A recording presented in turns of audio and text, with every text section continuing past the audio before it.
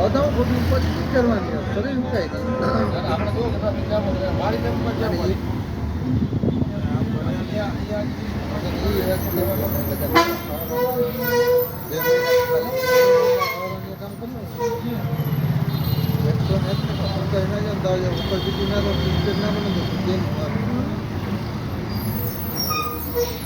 કામ નથી કર્યું